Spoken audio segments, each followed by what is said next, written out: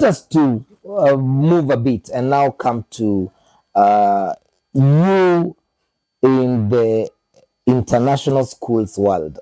First of all, how did you switch from being a TSC teacher in the 844 system into now purely private international school? Let me say, first of all, that was in 2003. I realized now, honestly speaking, I'm teaching drama. Drama is still a co-curricular activity. Then I understand there are some institutions that are offering drama as an examinable subject, whereby it's a full syllabus with lesson planning, everything, just like you're teaching English literature or teaching physics or chemistry. Yes. I said, why can't I go and teach this? And that's now what motivated me now to move from TSC, because TSC, not TSC, the public sector didn't have that curriculum. Okay, now, so many years forward, they have introduced that. But before then, it wasn't there. So I just went to the IGCSE or GCE kind of syllabus. So I began with Premier Academy in 2003. In Premier, I was teaching A-level drama, GCE, and O-level drama, IGCSE. And I found it fun. You're enjoying, the kids are enjoying the subject that they're having fun in, and I'm also having fun as a teacher. Yes. And finally, you see the results, academic results, you're seeing, oh, I've got so many A stars, so many A's, the B is here. And now I feel like a subject now is being recognized like any other subject. Yes. That was back 2003. And then I moved from, so they're asking me how I transited from that. Yes. One was motivation to take drama to another level. Yes. Not just a co-curricular activity. Yes. That doesn't mean I stopped doing co-curricular. I was still teaching drama as an examinable subject, but then on weekends when I'm free, I would go train drama in the public schools for just my fun. Yes. Then I advanced from that, and then there's no training. You just learn on the ground. You hit the ground on the run, you're running, and then you learn how to teach the subject. Yes. I did some courses. There's some courses you do. Some international courses you do, and you ask questions, you do exams, you pass the exam, and you're given a certificate to train drama. Yes. I did that while still training the subject. Yes. So then I got certification, I got permission to teach the subject, and then from there I now moved to Braeburn. Way back in 2015. Yes. In 14, yeah. I moved to Braeburn Garden Estate. Yes. So Braeburn now, I found another system called IB. IB was a new challenge because I was teaching now IGCSE and all those GCSE. Now I found IB. That is a more challenging, more research based. Yes. Discipline. Yes. So I had to again learn that. Went through some courses again. Some courses, international courses of how to teach IB. And that is it. I passed and I was allowed to teach the subject. I had to teach the subject. Then after now, Braeburn, now I went to Brookhouse, where I am currently now at Brookhouse. Yes. So Brookhouse again, I went back again to the IGCSE, which I was teaching in Premier. Now I'm teaching IGCSE O level and A level GCE. So now you find that this experience of so many years from 203 of international has really advanced me in terms of giving new experience. Yes. And of course, there's a challenge in Brookhouse. In Brookhouse, you have to explain your results to the director. When the exam results come out, every teacher of every subject has a meeting with the director to explain.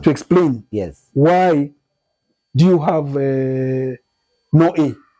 How come you have got so many A's and no A star? Can you tell us how come last year, it's comparing results of last year, how come last year you had an A star, this time you don't have an A star? Yes. How come last year you never had a D, now you have a D?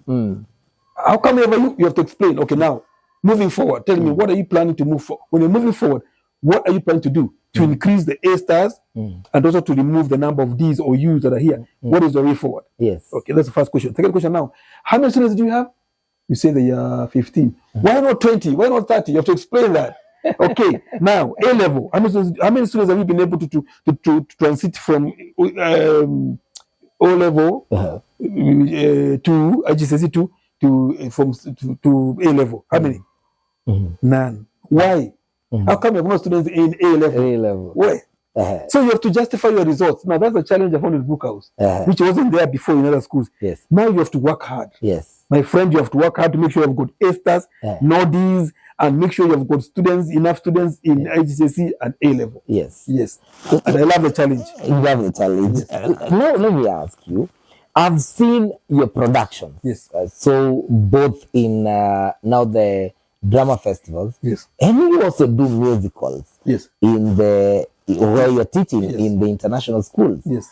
The style of directing for drama festivals, where you're actually directing in a festival that has a syllabus and that has a competition, and where now you are directing for entertainment, following a professional style. Yes. How do you balance these two, and how are you able to when you're directing, for example, this is the term, you have a play in a certain school for drama festivals. Yes. You're still having your musical. How do you switch when you go to it's understanding the requirements and demands of both systems. Yes. I've been in both systems for a long time now. I've been in both international and the EP4 system, now called the CBE system. I have been in both systems for a long time now. Yes. So now I know the demands. I know that in the public sector, the competition is purely competition. Yes. There's no joking or anything. It's just competition. Yes. And you want to win to the nationals. Yes. I know what to do. Yes. I know the kind of style to use. Yes. I know the energy required, the power required, the creativity required there is really expansive. Now, if I come to the international curriculum, yes, they use those plays for marketing. Yes. You're not competing with anybody. Yes. So there's a more relaxed way of doing it. There's no competition. You're not being compared with in a school. Yes. It is you being compared with your previous production. Yes. This production has brought a bigger audience. This other one did not. Yes. What happens? So it's upon you now to up the standards, to make sure that you are up there. Yes. And you know you're doing it for marketing. Yes. So you must make sure that your audience is actually engaged throughout, and they love the production, and it's memorable. Yes. For the musicals. So we do musicals sometimes. In Brookhouse, we do musicals this season. The next season we do a straight play. Yes. So straight play is where it's not a musical, and then a musical. This year we're doing a musical. We are doing The Greatest Showman. I don't know that you have seen the movie. We are doing The Greatest Showman, and then next year we do a straight play. And you are a writer of beautiful plays. Yes. How and when you're doing these musicals, you don't write your own plays. How do you again work on this? Because I do write my own plays when we're doing in the public sector. Yes. I do write my own plays. Yes. So then I have a chance to advance my talent that way. Now, here there's a policy in the international sector. Most schools, not all of them, most of them have a policy. These students want to have a great, on their certificates, when they are applying for universities abroad, they want to see a great production there. That I participated in Shakespeare's Midsummer's Night's Dream. Yes. Oh, wow, you acted Shakespeare. Yeah. I participated in The Greatest Showman. Plays that are known all over the world. Yes. So the international policy, they want a production that will sell them. Yes. Will market them to universities. Yes. Internationally. Okay. Now, if I write my own play, fine. I know I'm a good writer. I know I cannot. But now, I read. Was at the University of Oxford. And then he says that I acted in a play called Wamboi.